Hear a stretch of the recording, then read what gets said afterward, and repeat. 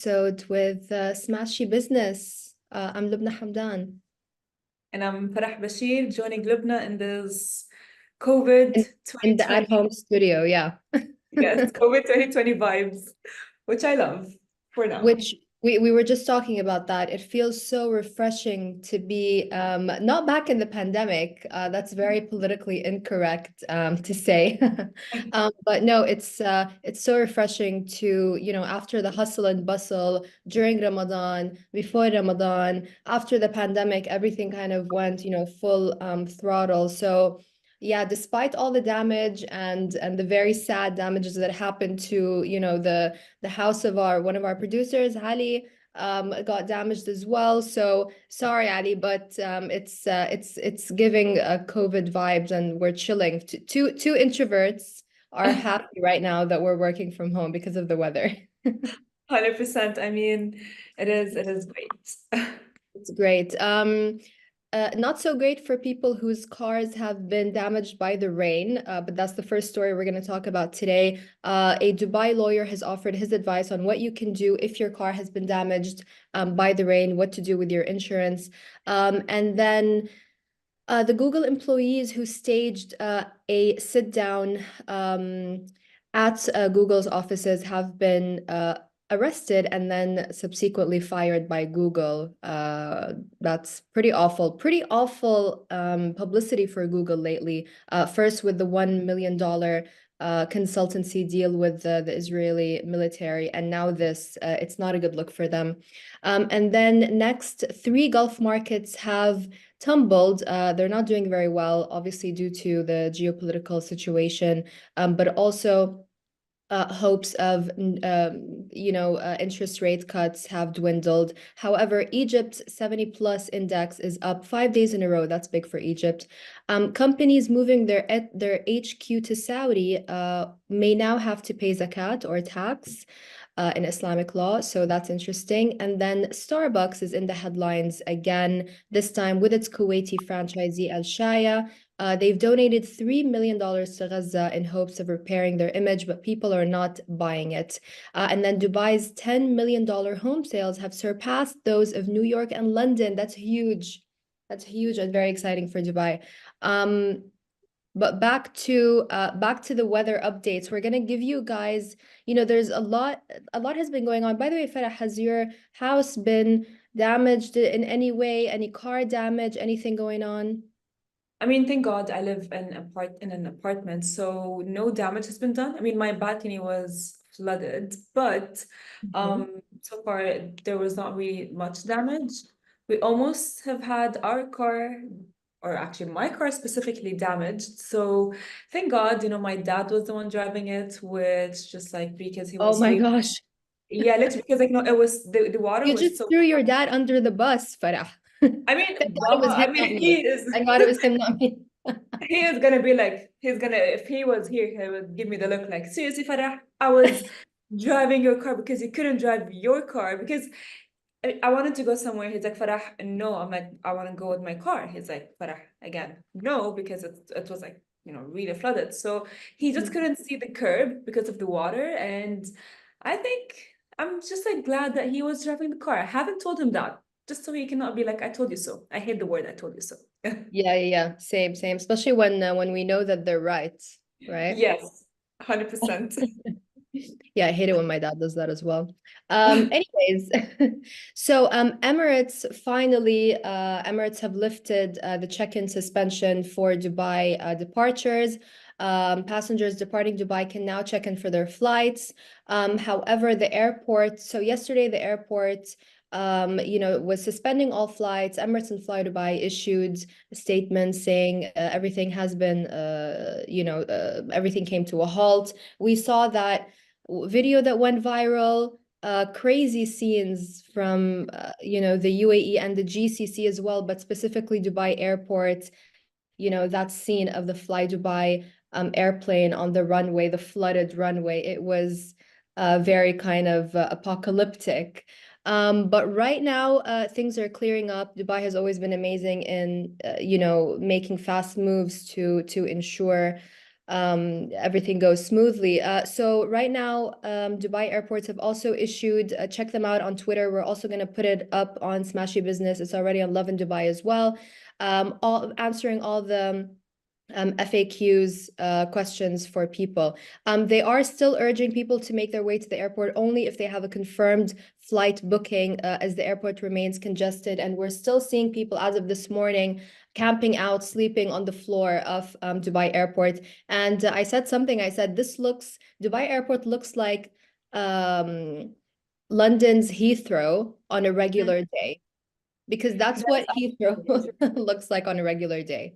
That is actually true. You know, that now funny thing is I said this on the Love in Dubai show, is that I have had my sister and my cousin victims of the flood as because my cousin wanted to get back to London. She lives in London, and my sister is cabin crew.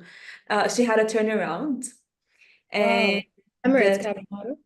Yes, she is. And she had a turnaround to Pakistan. However, because of the rain and the situation that has been happening in Dubai, they have given it to her as a layover at the very last minute because they know Mm-hmm. it's safer to stay there than to come back then. So we don't know till now when is she coming back, but we know that she's in Pakistan.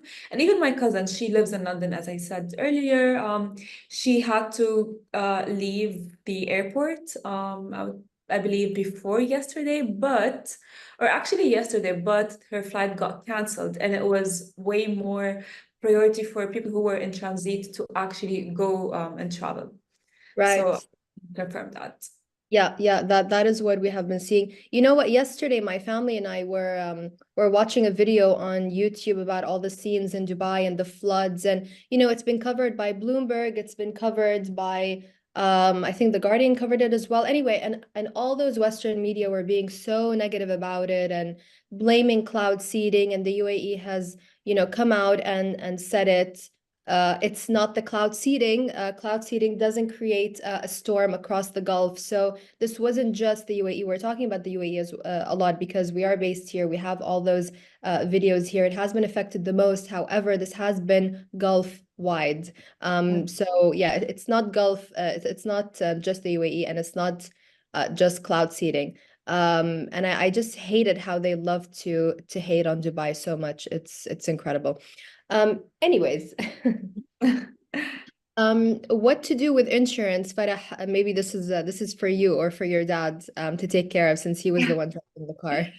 Well, of course, we've talked about it as well today morning, is the fact that it is always better to have your insurance done for your car in case of such situations that have been happening. So if let's say like your car got damaged due to the storm and the rain, it is always best to visit the Dubai police or even the Dubai police app, provide details about your damaged vehicle, and as well, attach pictures. If Yeah. there is a fee that you need to pay the fee, get the certificate, and then you should inform your insurance broker because like it is very important at this point, and I feel like at this point, the only I would say organization who's benefiting from this storm is if you've seen the wild range that has been very, I would say, all over social media, Alfred Insurance.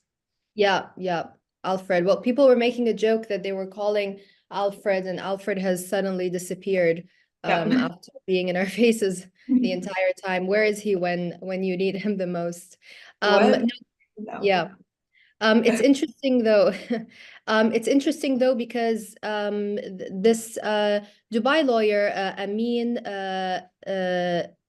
I'm not sure if his last name I'm pronouncing correctly, Rad or Rad, I'm not sure. Anyways, he's a lawyer in the UAE. He's giving residents an advice on how to deal with their car insurance. So basically, you need to check the clauses. You need to check if there is an act of God clause, natural damages clause, and also make sure, even if you don't have it right now in your insurance, it's worth noting to check this in the future. if the insurance says that it will cover car damages from flooding, you should check if it will cover it if your car is parked or has driven into the flooding. So I mean that's basically the most important information. So do check that, guys. Also, the UAE has just announced it will be helping families who were affected by damages. There isn't that much info yet. I'm sure we're going to have more information. We're also looking into how developers are going to help with with damages done to homes, because we've seen a lot of, we mentioned yesterday Azizi, there are some Amar developments as well that have been, damaged, a lot of kind of villas, communities. So yeah, we're gonna have more information about that coming up next. No damage to your home, Farah, you said, yes. Thank God. Whereabouts do you live? Which area do you live in? I live in like Gerhood, and it's like between Gerhood and Creek, and like it's very tricky because like when you're like next to Creek, it was like flooded. My area is closed, it has shut down, and even like the roads are empty, but it's just because they're only empty because no one's allowed to actually leave the area, of course. And it's just like kind of like funny. Thank God nothing has happened to my house because I live in an apartment. Yeah, But when it rained, my balcony was like flooded. flooded. Okay, right. Yeah, I mean it's kind of crazy, isn't it? How nothing happened to get Hood, but but when it comes to, downtown and DIFC, and we saw those scenes, there was a viral video going around about Caviar Caspia and DIFC, the fine dining restaurant, slash nightclub. The roof was falling apart. The bartender was kind of trying to get all the alcohol bottles, Oh my God. he saved the alcohol no matter Yeah. what. Tragic scenes. However, apparently LPM was totally fine yesterday. A friend of mine went there and it was, yeah, totally fine. So, Then what about you? Did anything happen to your house? luckily nothing happened to my house. So because we used to get a lot of damage from the rain before in my community, so I live in the green community, in DIP, and they've done something really smart whereby they put these, high kind of blocks of, I don't know exactly what it is, like bags filled with sand, or I don't know what it is, but they block out the water from, I wouldn't say starting from the entrance because the entire entrance is still flooded, but just where the villas start, they block it out so that the water doesn't enter the community, or there's minimal damage to the villas. But then all around us is completely and utterly flooded. But I have to give it to them, Dubai. I think I'm not going to name the developer because I have forgotten the name of the developer of Green Community. Yeah. But then again, we're online, so I can just Google it. But I'll Google it a bit later on. Let's move on to the news because we are running a bit kind of behind on schedule.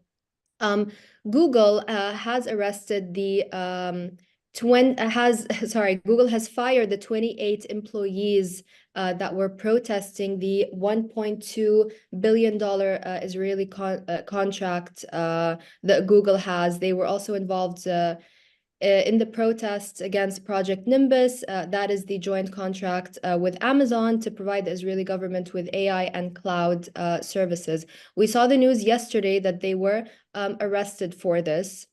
They basically staged a sit-in in the CEO's office. It was an 8-hour sit-in in Thomas Kurian's California office, where they demanded the company cut its ties with Israel.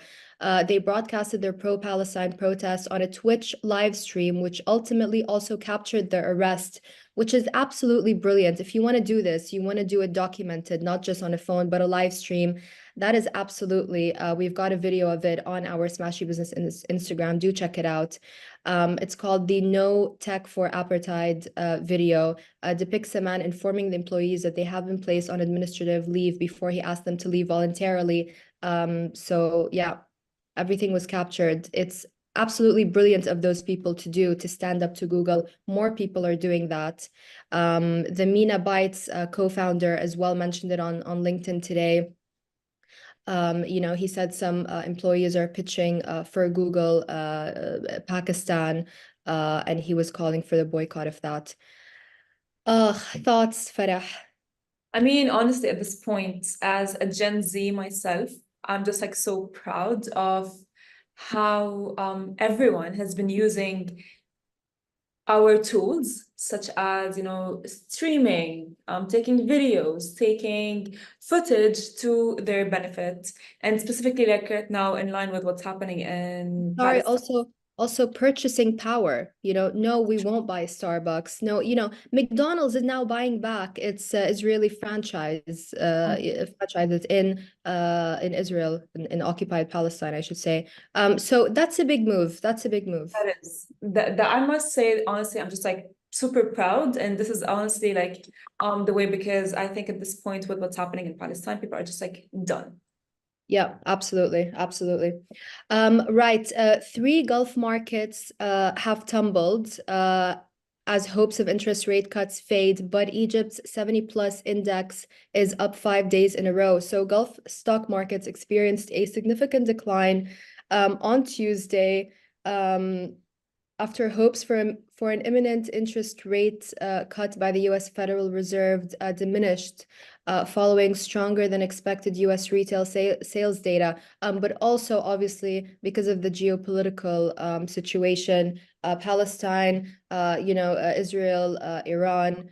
Let's not get into politics because, yeah, I always get in trouble when I go there. So let's not go there. Let's not go there.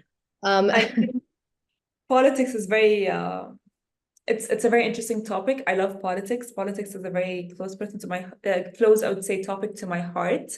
But Yeah. again, like speaking about it can really get you like, kind of like it's a very tricky situation of like how you say what you want to say. Yeah, yeah, yeah.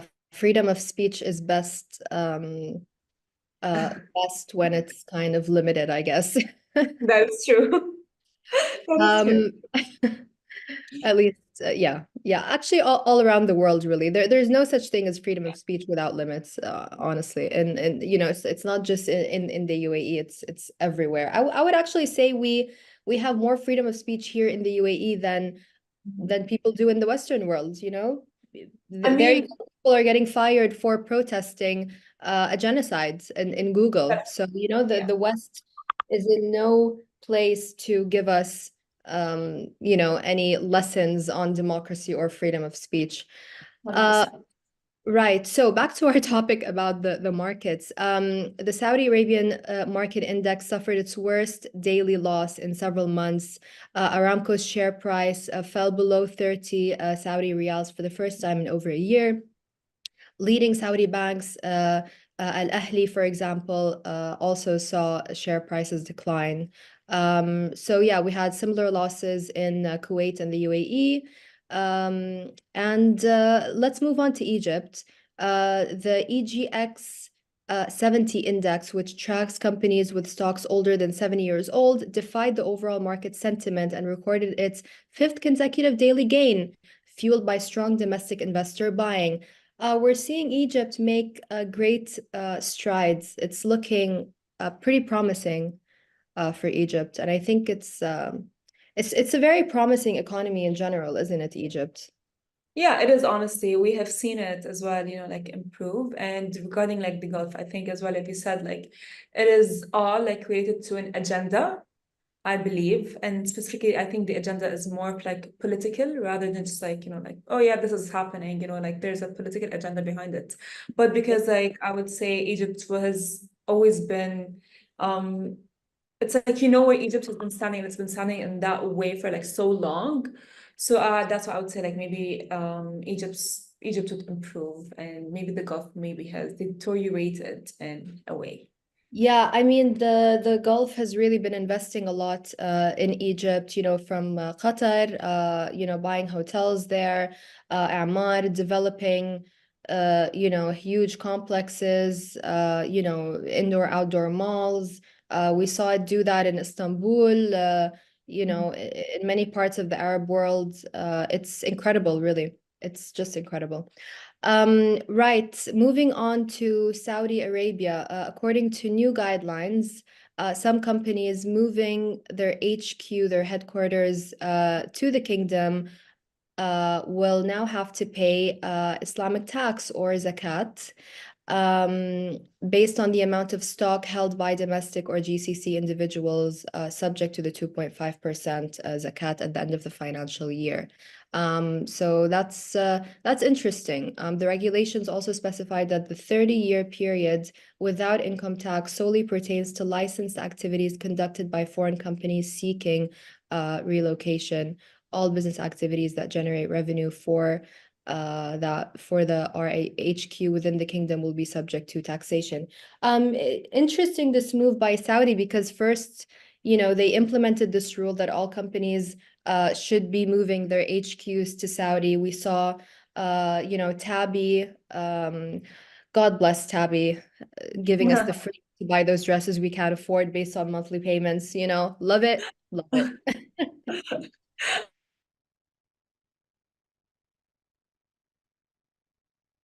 Agree with you.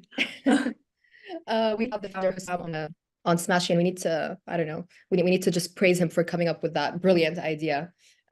Yeah, possibly. I don't know. I always think like how do these people come up with these ideas? Like even the lovely guy behind Brands for Less, Mhm. thinking about us women. You know what I mean? Loving it. It's honestly amazing. It's amazing and just like very convenient, just allowing everyone to, get what you want, Yeah, no matter what your salary is, whether absolutely. you can afford it or not. Go Absolutely. ahead, get it. Yeah. And are they taking advantage of our shopping addictions? Perhaps. But do we love No, it? Yes, we do. So, yes. 100%. I mean, it's doing us well, so. Exactly, exactly. Not so well for my bank account, but it's fine. So yeah, that's the news for Saudi. I think this was just inevitable in terms of taxation. Um, so yeah, that was the next move of the next move that made sense for them. Moving on to Starbucks and its Kuwaiti franchisee Alshaya. So they've come under fire again. Alshaya Group obviously has been the long time Middle Eastern franchisee for Starbucks. It has expressed deep sadness, for the genocide in Gaza. It has, together with Starbucks, donated $3 million in hopes to, they haven't said that, but it seems to be in hopes of repairing their image, stopping the boycotts, because the boycotts have led to a lot of losses for Starbucks. They admitted that. But people are not buying it. Simply not buying it. Would you buy this? I mean, I'm not even gonna go through what they said because there's nothing that comes, there's nothing that really sticks out in the statement for me. Ashai Group, by the way, also has H&M, Mother Care, American Eagle, Bath and Body Works, Outfitters, American Eagle Outfitters, sorry, and a lot of other, it's one of the biggest groups here in the Gulf. Yeah, look now, like I think honestly at this point, Starbucks is just like trying to do some damage control because they've taken the situation, the boycott, so lightly. They haven't really expected that it would actually reach to that point. And they ignored it for, I would say, like a couple of months, but then as their sales revenue and a lot of things got affected, they're like, oh, okay, now we need to do something about it. So what, and the thing is, like, like people are very, I would say, woke with what's actually happening. Like, fine, like even if that's the case, we're still not gonna buy Starbucks because like they are aware that it is gonna get back to the one stores, which is of course gonna be giving it to Israel. So Yeah, yeah. I mean, would you buy Starbucks? Would you believe the statement? no, I mean I learned how to do my own iced coffee, so I don't really need them anymore. Yeah, yeah, Point. yeah. Like a lot of people, but Starbucks have been getting a lot of, I would say, backlash over the past few months regarding a lot of things. Like, fine, like their coffee is coffee that you can make at home and you can even make it in an even better way. So why I will Burnt wait, coffee, isn't it? It's burnt literally. coffee. Yeah. Literally, it's like water, to be honest, at this point. You know what I mean? It's not like that much of like a big deal. I mean, plus like you are drinking coffee. You'd rather drink coffee that does not taste like genocide. So Yeah, exactly. Love that. Love it. yeah, Brilliant, brilliant. Yeah, kudos to Gen Z. Also, they've really stuck to their guns this time with the boycotts, and the boycotts are working. So yeah, this is not a call to action. But take it as you will.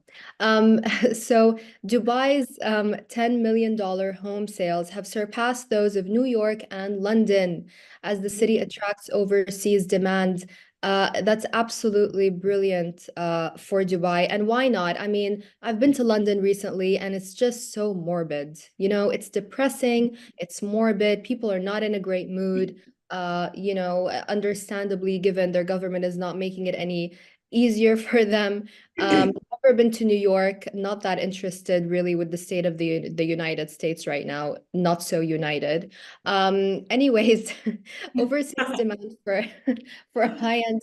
I know what's gonna happen after this episode. Richard's brother William is gonna tell him to tell me to tone it down about the anti-Western sentiments. It's not anti-Western though, William. It is what it is, isn't that it? is true. Overseas demand for high-end residences in Dubai, particularly for those homes valued at $10 million and higher. Let's pray together for a moment, Farah, that one day you and I will be able to afford a $10 million home. Let's take a moment, shall we? I have been manifesting this for so long, actually for so long. Well, we have, but I mean, you know what? The words that come out of our One mouth day. are the ones are the things that are gonna manifest in a way. But actually, because like I can confirm, like people go like, oh my God, yeah, I want to move to London, I want to move to New York, I want to move to this and that, blah, blah, blah. But, like, guys, why don't you think of investing in Dubai? Because like looking at the market, Yeah. looking at everything, Dubai is actually blooming. It's And it's safe. It's usually sunny. Best shopping, best malls, best infrastructure, except not for the rain. But hey, we don't usually have rain. We don't usually, it's usually very, very sunny. So yeah, absolutely. We just got a funny message when we were talking about, hopefully one day we'll be able to buy $10 million homes. Just got a message from our producer, Ali. Thank you, Ali. He said one can dream. what did he say? Sorry? One can dream. Oh yeah, one can dream, Can Ali. dream about it. You The can dream dream with it, will turn but into a reality, Ali, one yeah, day, hopefully. that is true. That is true. For sure, Um, I can hear that. right. So this, by the way, is according to a report by property consultancy Knight Frank. Prime residential areas like the Palm Jumeirah, Jumeirah Bay Island, and Emirates Hills saw prices rise over 26% last year. Q1 this year recorded 105 sales of properties exceeding $10 million. This marked a 19% increase compared to last year, to the same period last year. Transactions on Palm Jumeirah alone constituted slightly over a third of the total sales during the quarter. Yeah, it's mostly the Russians, I suppose. Although now, at least according to Hussein Sajwani from Dabak, according to him, the Russians and other reports, of course, as well. But he always has the insider information, doesn't he? The Russians are kind of moving a little bit to Indonesia, and then the Chinese are coming here. So the Russians are buying a lot in Bali, apparently, which why not? But Dubai's prime residential market has grown by 26.3% in the past 12 months, according to the report. Dubai Hills Estate is also one of the fastest growing prime areas for domestic buyers. So going back to the sales of Dubai homes valued at $10 million or more, it nearly doubled to $7.6 billion. That's how it surpassed London and New York. And of course, Dubai's appeal is in its global connectivity, the strategic location, favorable interest rates, and policies promoting long-term residency, like the Golden Visa, etc. Running out of breath here, Farah, so I'm going to give you the floor now. I What mean, are your thoughts? I would understand 100% because, like, of course, if you would want to compare Dubai to London and other cities, When you are investing for a house in Dubai, yes, it for sure is more expensive, but as well, for sure, you do get other amenities with it as well, such as, there's safety that is there like 24/7 of the day, whether you like specifically, by the way, for women and even for men and children and so on, no matter. And there's as well, I would say a lot of like globalization is very prominent in the UAE. Like you can see, like no matter where you're from, no matter what your religion is, you are always respected as if you are a local. You might not be able to be getting the passport, Yeah. but you are respected Mhm. and your right is reserved. So you are not only getting like a house, which is understandable why it would be that expensive for let's say, like when you invest in Dubai, but you are getting a lot of things that fall underneath the just like buying a house. Sure. That's what I believe in. Yeah, I mean, people do argue that yes, you do get the 10-year golden visa, but what about citizenship? And I think a lot of people, do opt for other places, other countries to get that. But you know what?